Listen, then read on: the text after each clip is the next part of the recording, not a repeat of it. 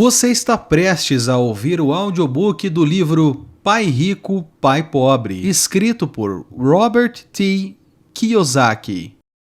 E se você está procurando por um resumo, uma review mais rápida deste livro, é só você clicar no vídeo que está aparecendo aqui em cima no card ou na descrição. E se você quer receber novos lançamentos de audiobooks, é só você se inscrever no canal e ativar o sininho. Na descrição deste vídeo você tem acesso ao resumo e a review por escrito deste livro em meu blog, assim como o download dos arquivos do audiobook. Se está pensando em adquirir esse livro, não deixe de conferir os links na descrição. Assim você ganha desconto e também ajuda o canal a crescer. Agora eu te desejo um excelente livro e um bom proveito. Esta é a versão dividida por capítulos. Capítulo 4. Lição 4. A história dos impostos e o poder das sociedades anônimas. Meu pai rico foi apenas mais esperto e usou as sociedades anônimas, o maior segredo dos ricos. Lembro-me de ter ouvido na escola a história de Robin Hood. Meu professor pensava que fosse uma maravilhosa história de um herói romântico, tipo Kevin Costner, que roubava dos ricos para dar aos pobres. Meu pai rico não via Robin Hood como um herói. Ele o chamava de trapaceiro. Robin Hood pode ter desaparecido há muito tempo, mas seus seguidores perduraram. Quantas vezes ouço as pessoas dizerem: por que os ricos não pagam por isso? Ou os ricos deveriam pagar mais impostos para atender aos pobres. Essa ideia de Robin Hood, ou de tirar dos ricos para dar aos pobres, é que provoca os maiores sofrimentos para os pobres e para a classe média. A razão pela qual a classe média paga impostos tão pesados está no ideal de Robin Hood. Na verdade, os ricos não são tributados. É a classe média que paga pelos pobres, especialmente a classe média alta e instruída. Novamente, para entender bem como tudo acontece, precisamos adotar uma perspectiva histórica. Temos que conhecer a história dos tributos. Meu pai, muito instruído, era especialista em história da educação. Já meu pai rico se tornou um especialista na história dos impostos. O pai rico explicou a Mike e a mim que originalmente na Inglaterra e nos Estados Unidos não havia impostos. De vez em quando era lançado impostos eventuais para financiar as guerras. O rei ou o presidente anunciava o acontecido e convocava todos para rachar, entre aspas, as despesas. Os impostos foram lançados na Grã-Bretanha para financiar as lutas contra Napoleão de 1799 a 1816 e nos Estados Unidos para financiar a Guerra Civil entre 1861 e 1865. Em 1874, a Inglaterra instituiu um imposto de renda permanente para seus cidadãos. Em 1913, o imposto de renda se tornou permanente nos Estados Unidos com a adoção da 16ª Emenda à Constituição. Durante certo tempo, os norte-americanos eram contrários aos impostos. Foi o excessivo imposto sobre o chá que levou à famosa Festa do Chá no Porto de Boston. Um incidente que ajudou a desencadear a Guerra Revolucionária. Foram necessários cerca de 50 anos, tanto na Inglaterra quanto nos Estados Unidos, para se consolidar a ideia de um imposto de renda rotineiro. O que esses dados históricos não revelam é que, em ambos os casos, os impostos foram inicialmente lançados sobre os ricos. Era isso o que o pai rico queria que Mike e eu entendêssemos. Ele explicou que a ideia de impostos se tornou popular e foi aceita pela maioria, passando para os pobres e a classe média a ideia de que foram criados para punir os ricos. Foi assim que as massas votaram a favor da lei e ela se tornou constitucionalmente válida. Embora fosse idealizada para punir os ricos, na realidade acabou castigando aquelas pessoas que votaram a seu favor,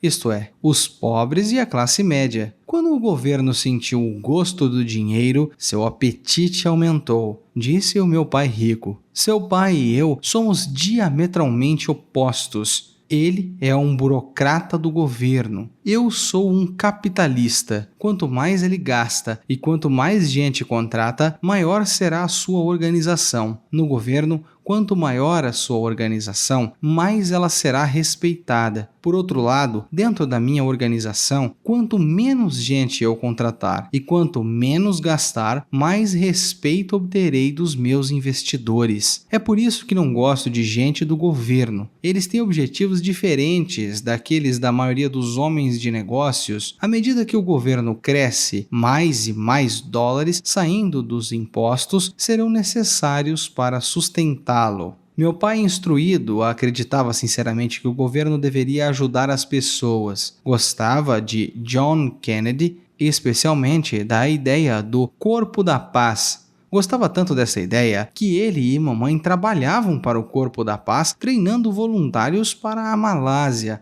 Tailândia e Filipinas. Ele sempre lutava por doações adicionais e aumento no orçamento, de modo que pudesse contratar mais gente, tanto no seu cargo no Departamento de Educação, quanto no Corpo da Paz. Meu pai rico não via Robin Hood como um herói, ele o chamava de trapaceiro. Desde os meus 10 anos, ouvi meu pai rico dizer que os funcionários do governo eram um bando de ladrões preguiçosos, e meu pai pobre falava que os ricos eram bandidos gananciosos e deveriam ser obrigados a pagar mais impostos. Ambos os lados tinham argumentos válidos. Era difícil trabalhar para um dos maiores capitalistas da cidade e chegar em casa onde o pai era um proeminente líder do governo. Não era fácil saber em quem acreditar. 20 anos atrás, os ricos não são tributados. Os ricos nunca serão tributados. Cada vez mais, vemos os governos usando as leis fiscais para incentivar empresários e investidores a criar empregos e moradia. Estes incentivos reduzem os impostos dos ricos. Assim, a classe média é o único lugar em que o governo pode impulsionar a receita fiscal. Contudo, quando você estuda a história dos impostos, aparece uma perspectiva interessante. Como já disse, a aprovação dos impostos só foi possível porque as massas acreditavam na teoria Robin Hood da economia, que era tirar dos ricos para distribuir aos demais. O problema é que o apetite do governo por dinheiro era tão grande que logo os impostos precisaram ser lançados sobre a classe média, e a partir daí, passou a atingir também os pobres. Os ricos, por outro lado, viram nisso uma oportunidade. Eles não jogam pelas mesmas regras. Os ricos já sabiam sobre as sociedades anônimas que se tornaram populares na época das navegações. Os ricos a criaram como um veículo para limitar o risco dos ativos a cada viagem. Os ricos colocavam seu dinheiro em uma sociedade anônima para financiar a viagem. A sociedade anônima então contratava uma tripulação para ir ao Novo Mundo em busca de tesouros. Se a embarcação se perdesse, a tripulação perdia a vida, mas a perda para os ricos se limitava apenas ao dinheiro investido em cada viagem. O diagrama que se segue mostra como a estrutura da sociedade anônima fica fora de sua demonstração pessoal de renda e do seu balanço patrimonial.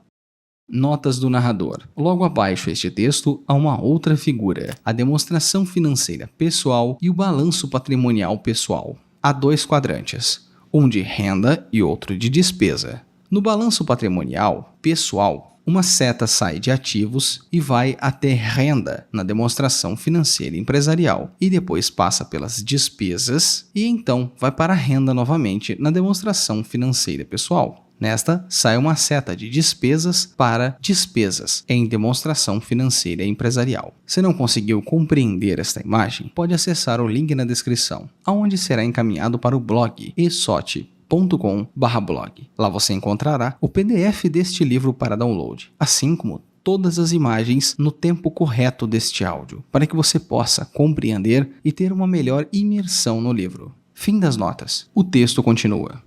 É o reconhecimento do poder da estrutura legal da sociedade anônima que dá aos ricos uma grande vantagem sobre os pobres e a classe média. Tendo dois pais a me ensinar, um socialista e outro capitalista, rapidamente percebi que a filosofia dos capitalistas fazia mais sentido para mim em termos financeiros. Tinha a impressão de que os socialistas, em última análise, puniam a si próprio, em decorrência de sua falta de instrução financeira. Não importava o que a turma do tire dos ricos inventasse, eles sempre encontravam uma forma de vencê-la. E desta forma, os impostos acabaram acabaram onerando a classe média. Os ricos conseguiram vencer os intelectuais somente porque eles entendiam o poder do dinheiro, um tema não abordado pela escola.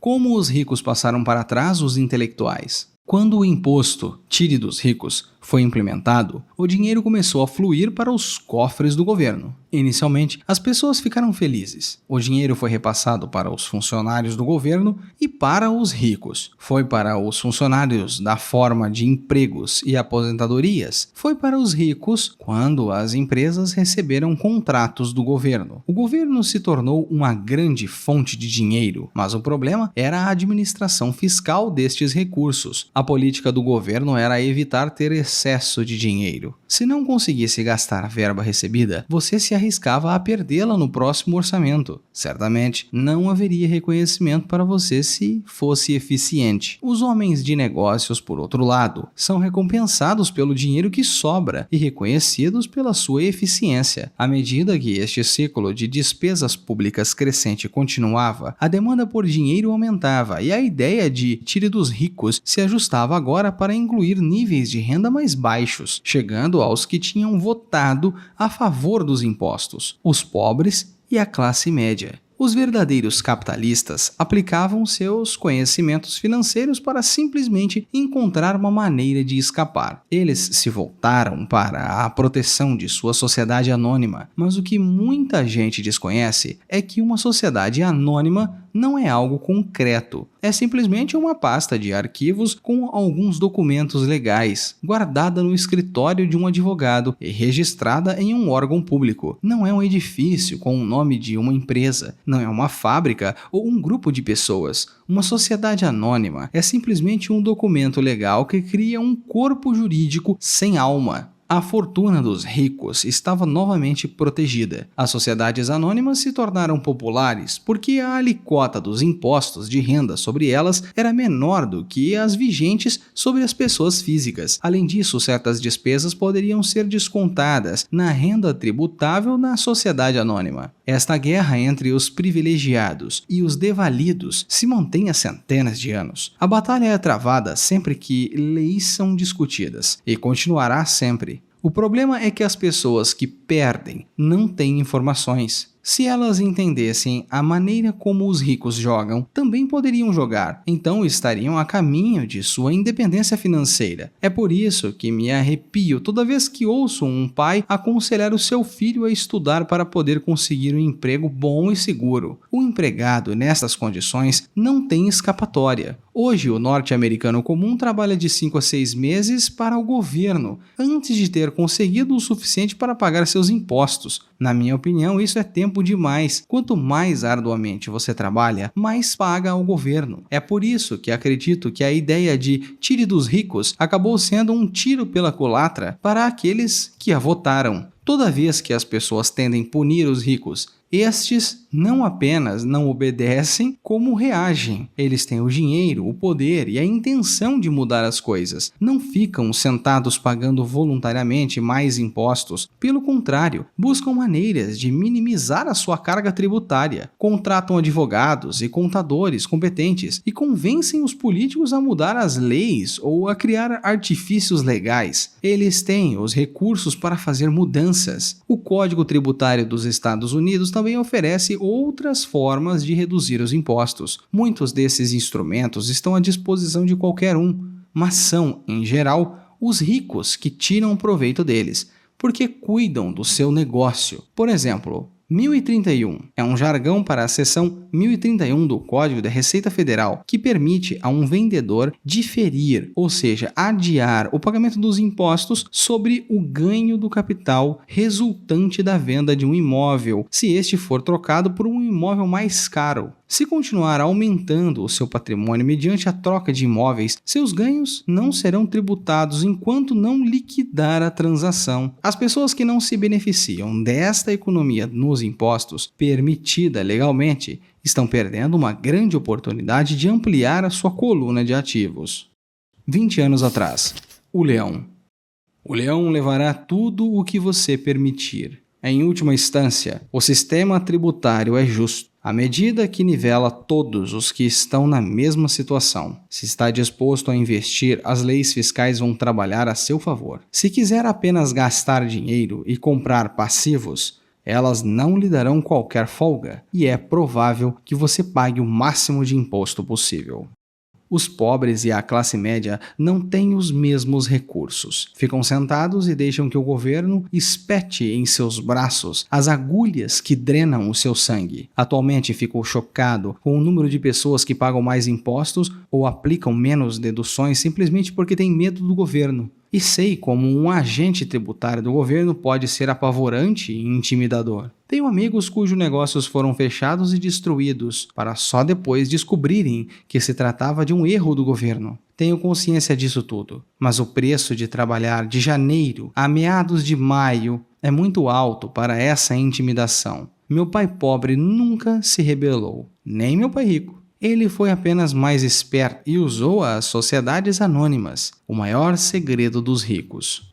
Se trabalhar por dinheiro, você dá o poder ao seu empregador. Se o dinheiro trabalhar para você, o poder e o controle são seus. Você lembrará a primeira lição que aprendi com o meu pai rico. Eu era um garoto de 9 anos que teve que sentar à espera até que resolvesse falar comigo. Sentava no seu escritório esperando que me atendesse. Ele me ignorava propositalmente. Queria que eu reconhecesse o seu poder e desejasse tê-lo um dia. Durante todos os anos que estudei e trabalhei com ele, sempre me lembrou que conhecimento é poder.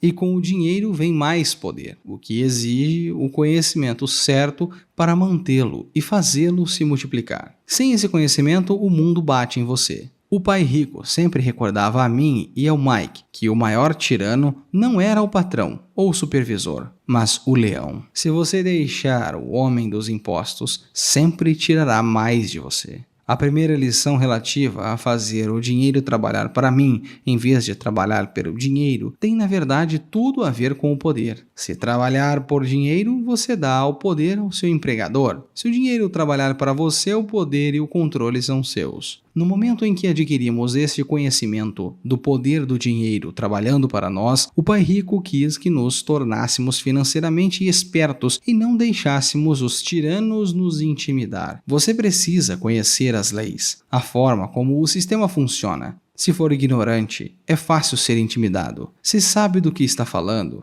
tem uma chance de vencer. É por isso que ele pagava tanto a advogados e contadores especializados em tributação. Era menos dispendioso pagar-lhes do que ao governo. A melhor lição que me deu e que utilizei na maior parte da minha vida é: seja inteligente e não será oprimido. Ele conhecia a lei porque era um cidadão que a respeitava. Se sabe que está certo, você não terá receio de se defender, mesmo se estiver enfrentando Robin Hood e seu bando.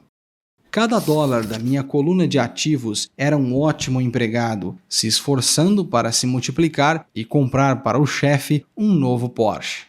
Meu pai instruído sempre me incentivou a conseguir um bom emprego em uma grande empresa. Ele falava das vantagens de subir na hierarquia empresarial. Ele não entendia que, dependendo apenas do salário de um patrão, eu seria gado se encaminhando mansamente para o abate. Quando contei ao meu pai rico o conselho de meu pai pobre, ele deu uma risadinha. Por que não ser dono da hierarquia? Foi tudo o que disse. Eu era garoto e não entendia o que meu pai rico queria dizer com me tornar o dono da minha empresa. Era uma ideia que parecia impossível e assustadora. Embora a ideia me empolgasse, minha juventude não me permitia vislumbrar a possibilidade de que adultos trabalhassem algum dia para uma empresa da qual eu seria o dono. O importante é que, se não fosse pelo meu pai rico, eu teria provavelmente seguido o conselho do meu pai instruído. Foi apenas a lembrança ocasional do meu pai rico que manteve viva a ideia de ter minha própria empresa, o que me fez seguir um caminho diferente. Quando eu já estava com 15 ou 16 anos, sabia que não podia continuar a trajetória que meu pai instruído recomendava. Não tinha ideia de como fazer, mas estava disposto a não seguir na direção em que a maioria dos meus colegas se encaminhava. Esta decisão mudou a minha vida. 20 anos atrás, o dono da hierarquia.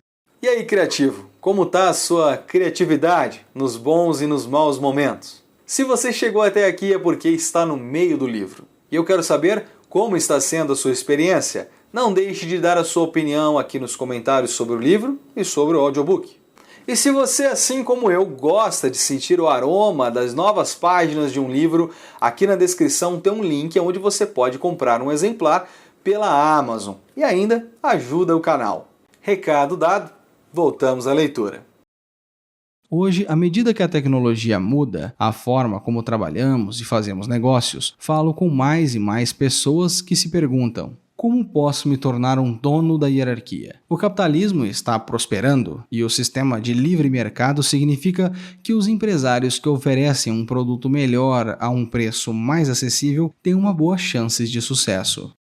Com os meus 20 e poucos anos, o conselho do meu pai rico começou a fazer sentido. Tinha saído da Marinha e estava trabalhando na Xerox. Ganhava muito bem, mas cada vez que olhava para o contra-cheque, me sentia desapontado. As deduções eram enormes, e quando mais eu trabalhava, maiores eram. À medida que me tornava bem-sucedido, meus chefes falavam de promoções e aumentos. Era lisonjeador, mas podia ouvir o pai rico sussurrando no meu ouvido: para quem está trabalhando? Quem você está enriquecendo? Em 1974, ainda estava na Xerox. Criei minha primeira sociedade anônima e comecei a cuidar do meu negócio. Já havia alguns ativos na minha coluna de ativos, mas agora estava determinado a focar em um mercado maior. Estes contra-cheques cheios de deduções justificavam todos os conselhos que meu pai rico me deram ao longo dos anos. Via o futuro que me aguardava, se seguisse o conselho de meu pai instruído. Muitos empregadores temem aconselhar seus empregados a cuidar de seus próprios negócios. Estou certo de que isso pode ser válido para certas pessoas, mas no meu caso, a atenção dada aos meus negócios,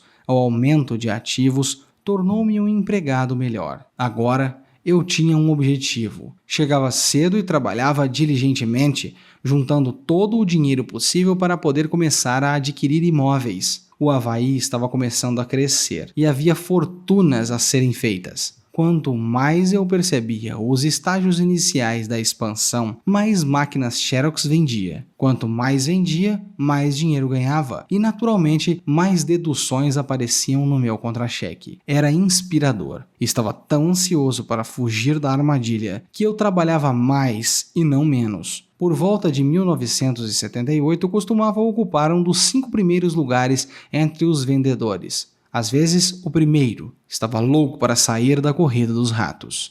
Em menos de 3 anos, faturava mais na minha pequena empresa, uma companhia imobiliária, do que na Xerox, e o dinheiro que ganhava na minha coluna de ativos, a minha empresa, era dinheiro que trabalhava para mim. Não era eu batendo em portas para vender copiadoras. O conselho do meu pai rico fazia mais sentido. Logo, o fluxo de caixa das minhas propriedades permitiu que a minha empresa comprasse o meu primeiro Porsche. Meus colegas vendedores da Xerox pensavam que eu estava desperdiçando as minhas comissões. Não estava. Eu as investia em ativos. O meu dinheiro estava trabalhando arduamente para fazer mais dinheiro. Cada dólar da minha coluna de ativos era um ótimo empregado, se esforçando para se multiplicar e comprar para o chefe um novo Porsche, a ser deduzido da renda tributável. Comecei a trabalhar mais para a Xerox. O plano estava funcionando e meu Porsche era a prova. Ao aplicar as lições do meu pai rico, eu, tão jovem, pude sair da proverbial corrida dos ratos de ser empregado. E isso foi possível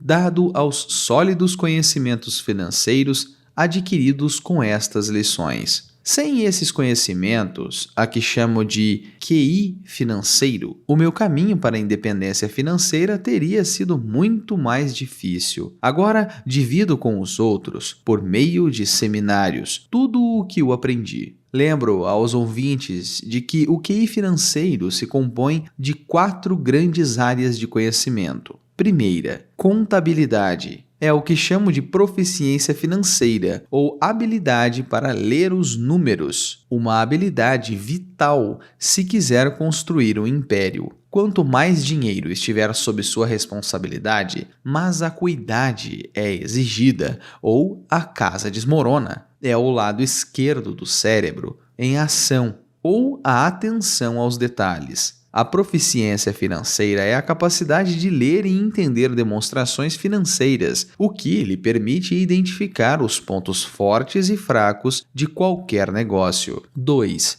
Investimento. O que chamo de ciência do, entre aspas, dinheiro que faz dinheiro, envolve estratégias e fórmulas que usam o lado direito do cérebro ou o lado criativo. 3. Entendimento de mercado. A ciência da oferta e da procura. A necessidade de se conhecer os aspectos técnicos do mercado, o que está relacionado à emoção, para além dos aspectos fundamentais e econômicos do investimento. O investimento se justifica ou não com base nas condições concorrentes de mercado. 4. A lei. Uma sociedade anônima tem os artifícios técnicos contábeis e o investimento, e os mercados podem permitir um crescimento explosivo. Uma pessoa com conhecimento das vantagens tributárias e a proteção oferecida por uma sociedade anônima pode enriquecer muito mais rapidamente do que alguém que é simplesmente um empregado ou um único proprietário de uma empresa. É como a diferença entre alguém que caminha e uma pessoa que pode voar. A diferença é muito profunda quando se trata de riqueza de longo prazo. Vantagens tributárias. Uma sociedade anônima pode fazer muitas coisas que uma pessoa física não pode, como pagar despesas antes dos impostos. Essa é uma área da especialização muito empolgante. Os empregados ganham e o imposto é descontado na fonte. Assim, eles têm que tentar sobreviver com o que sobra. Uma sociedade anônima fatura, gasta tudo o que pode e paga impostos sobre o que resta. É uma das principais brechas tributárias de que os ricos se valem. É fácil constituí-las e não são dispendiosas de seus próprios investimentos. Geram um bom fluxo de caixa. Por exemplo, se você é dono de uma sociedade anônima, as suas férias podem ser reuniões de conselho no Havaí. Prestação do carro, seguro e consertos são despesas da sociedade. A mensalidade da academia de musculação também. A maioria das refeições em restaurantes pode ser considerada uma despesa e assim por diante. Mas faça isso legalmente antes de pagar o imposto. Proteção contra processos judiciais. Vivemos em uma sociedade litigiosa. Todos querem uma parte do seu dinheiro. Os ricos escondem boa parte de sua fortuna por meio de sociedades anônimas e fundos difusiários para proteger-se os ativos dos credores. Quando alguém processa uma pessoa rica, depara-se frequentemente com camadas de proteção legal e descobre, finalmente, que a pessoa rica não possui, de fato, nada. Os ricos controlam tudo, mas não possuem nada. Os pobres e a classe média tentam ser donos de tudo, mas perdem para o governo ou para cidadãos que gostam de processar os ricos. Eles aprenderam com a história de Robin Hood, tirar dos ricos, dê aos pobres. Não é o objetivo deste livro entrar nos detalhes da propriedade de uma sociedade anônima, mas se você possui qualquer tipo de ativo legítimo, eu sugeriria que pensasse o mais rápido possível em saber mais a respeito da proteção e dos benefícios oferecidos por uma sociedade anônima. Há muitos livros sobre o assunto que lhes mostrarão até os passos necessários para formá-la. Os livros de Garrett Sutton. Notas do narrador. O nome Garrett Sutton é complexo para ser falado e não tenho a certeza de sua originalidade, portanto vou soletrá-lo. G-A-R-R-E-T-T, espaço S-U-T-T-O-N. Fim das notas. O texto continua. Os livros de Garrett Sutton sobre sociedades anônimas fornecem uma visão maravilhosa sobre o seu poder. O QI financeiro é, na verdade, a sinergia de várias competências e talentos, mas eu diria que é uma combinação de 4 habilidades técnicas mencionadas anteriormente e que constituem a inteligência financeira básica. Se você aspira a uma grande fortuna, é a combinação destas habilidades que ampliará sua inteligência financeira. Resumo: empresários da sociedade anônima. 1. Ganham. 2. Gastam. 3. Pagam impostos. Trabalhadores da sociedade anônima. 1. Ganham. 2. Pagam impostos. 3. Gastam. Como parte de sua estratégia financeira geral, recomendo firmemente que agrupe seus ativos sob o manto de uma sociedade anônima. Seção de estudo. Capítulo 4.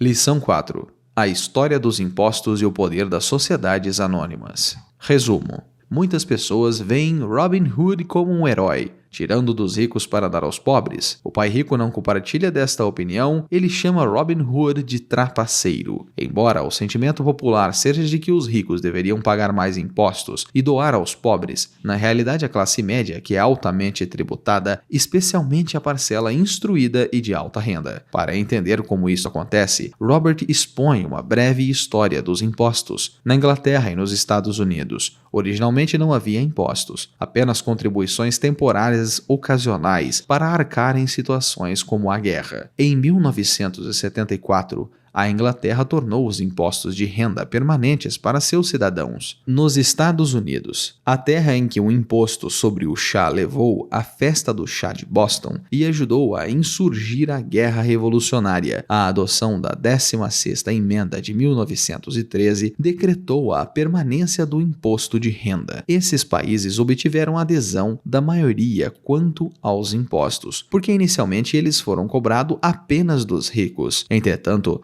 embora o imposto de renda tenha sido designado para punir os ricos, acabou castigando os que votaram por ele, as classes média e baixa. O pai rico explicou que ele e o pai pobre eram diametricamente opostos. O pai pobre, como um funcionário do governo, era recompensado se gastasse dinheiro e contratasse pessoas, ampliando a sua empresa. Mas para o pai rico, quanto menos pessoas contratasse e menos dinheiro gastasse, mais respeitado era por seus investimentos. E à medida que o governo se expande, aumenta a quantidade necessária de dinheiro advindo de impostos para sustentá-lo. O pai pobre acredita piamente que o governo deveria ajudar as pessoas. Ele e a mãe de Robert trabalharam para o Corpo da Paz, treinando voluntários para ir à Malásia, Tailândia e Filipinas. Eles estavam sempre buscando mais subsídio e maiores orçamentos para contratar mais pessoas. Para Robert, foi um desafio trabalhar para um dos maiores capitalistas da cidade e ir para a casa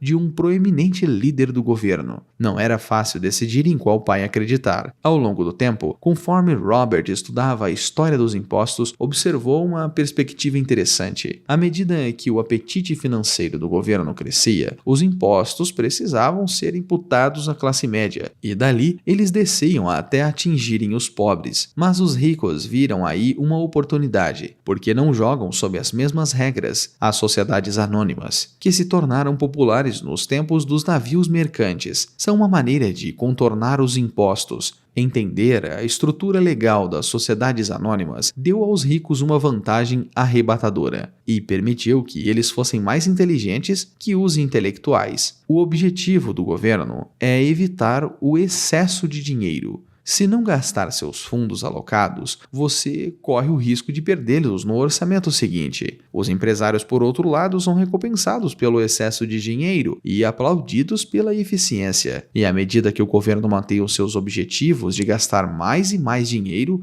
mais impostos, agora sobre a classe média e eventualmente sobre os pobres, se tornaram necessários. Uma sociedade anônima é apenas um documento que cria uma instituição legal. Não é algo material, uma fábrica ou um grupo de pessoas, mas ela permite uma taxa de impostos de renda mais baixa do que os indivíduos teriam, e certas despesas podem ser pagas pela corporação com um lucro antes do pagamento de impostos. Se aqueles que se levantam para trabalhar em seus empregos e pagam impostos apenas entendessem como os ricos agem neste jogo, também o fariam. O problema é que quanto mais arduamente você se dedica a um trabalho, mais pagará ao governo. Os impostos punem as mesmas pessoas que votaram por ele. As tentativas de tributar os ricos raramente funcionam, porque eles encontram maneiras de minimizar a sua carga tributária. Uma delas é a seção 1031 do Internal Revenue Code, ou Código de Receita Interna, em tradução livre, que permite a um vendedor adiar o pagamento dos impostos sobre um imóvel vendido, se for subsequentemente trocado por uma propriedade mais valiosa. Conforme esta negociação se valoriza, você não será tributado pelos ganhos até que os liquide. Os que não tiram proveito desta economia perdem a chance de construir sua coluna de ativos. Durante todos os anos em que o pai rico orientava Robert, tentava lhe ensinar que conhecimento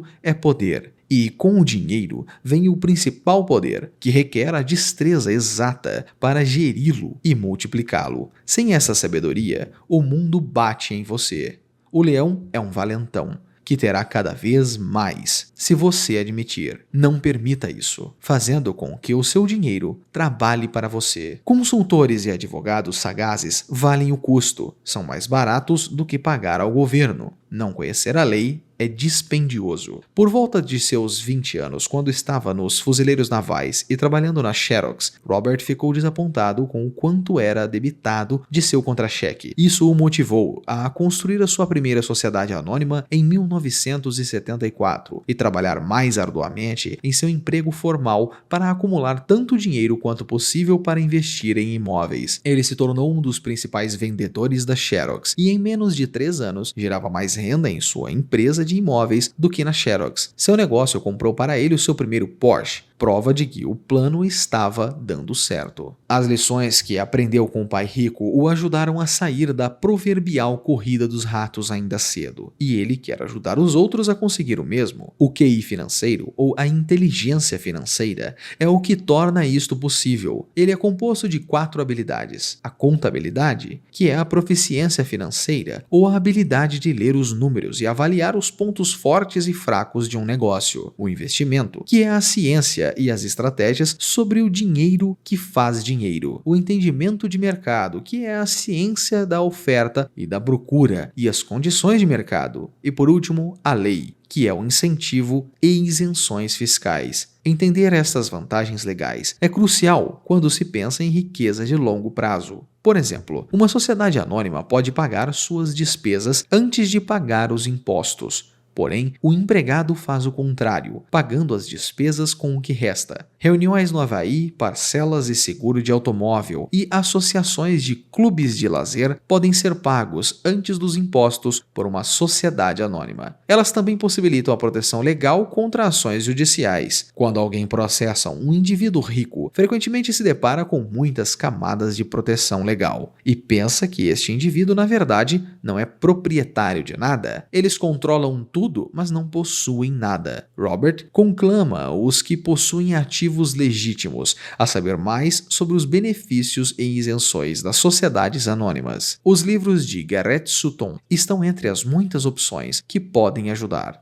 Resumo: empresários da sociedade anônima ganham, gastam e pagam impostos. Trabalhadores de sociedades anônimas ganham, pagam impostos e somente aí gastam. Momento do hemisfério esquerdo. A contabilidade é a proficiência financeira ou a habilidade de ler os números. É a habilidade vital se desejar construir um império. Quando há muito dinheiro sob sua responsabilidade, mais destreza é necessário ou a casa cai. Momento do hemisfério direito. O investimento é a ciência do, entre aspas, dinheiro que faz dinheiro. Envolve estratégias e fórmulas que usam o lado criativo do cérebro. Momento subconsciente. O entendimento de mercado é a ciência da oferta e da procura. Você precisa conhecer os aspectos técnicos do mercado, que são movidos por emoções, além das características econômicas fundamentais de um investimento. O que Robert quer dizer? Agora é hora de refletir. Pergunte a si mesmo o que Robert quer dizer nesta citação e por que ele diz isso. Nesta sessão, você não precisa concordar ou discordar dele. O objetivo é entender o que Robert está dizendo. Lembre-se, esta sessão de estudo é projetada para ser coadjuvante e de apoio. Duas cabeças pensam melhor do que uma. Se você não entender o que Robert está dizendo, não desista da lição. Peça ajuda. Aproveite o tempo para discutir cada citação até compreendê-las. Meu pai rico foi apenas mais esperto e usou as sociedades anônimas, o maior segredo dos ricos. Na verdade, os ricos não são tributados. É a classe média que paga pelos pobres, especialmente a classe média alta e instruída. Toda vez que as pessoas tentam punir os ricos, estes não apenas não obedecem, como reagem. Eles têm o dinheiro, o poder e a intenção de mudar as coisas. Não ficam sentados, pagando voluntariamente mais impostos. Se trabalhar por dinheiro, você dá poder ao seu empregador. Se o dinheiro trabalhar para você, o poder e o controle são seus. Uma pessoa com conhecimento das vantagens tributárias e a proteção oferecida por uma sociedade anônima pode enriquecer muito mais rapidamente do que alguém que é simplesmente um empregado ou o único proprietário de uma empresa. É como a diferença entre alguém que caminha e uma pessoa que pode voar. Os empregados ganham, e os impostos é descontado na fonte. Assim, eles têm que tentar sobreviver com o que sobra. Uma sociedade anônima fatura, gasta tudo o que pode e paga impostos sobre o que resta. É uma das principais brechas tributárias de que os ricos se valem.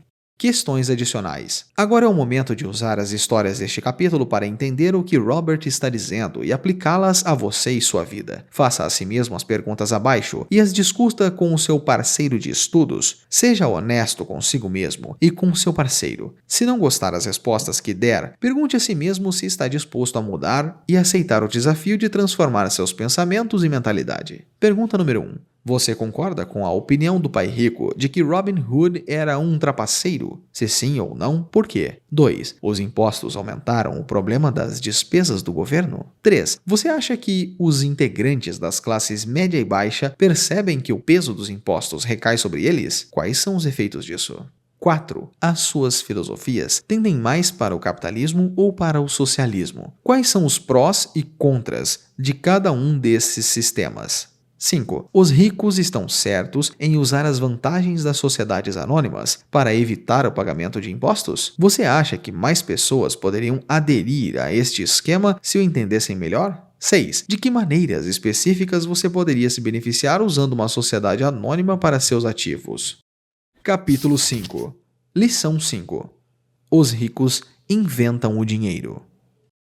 O cronograma das publicações aqui do canal funciona da seguinte forma. Postamos os episódios dos audiolivros aqui no canal a cada 5 dias. Assim você fixa bem o conteúdo e dá tempo de se atualizar. E no final, após todos os episódios estarem postados, publicamos um vídeo único e completo do livro, para que você possa ver tudo de uma vez aqui no canal, ou acesse o nosso blog e baixe o arquivo para poder ver offline.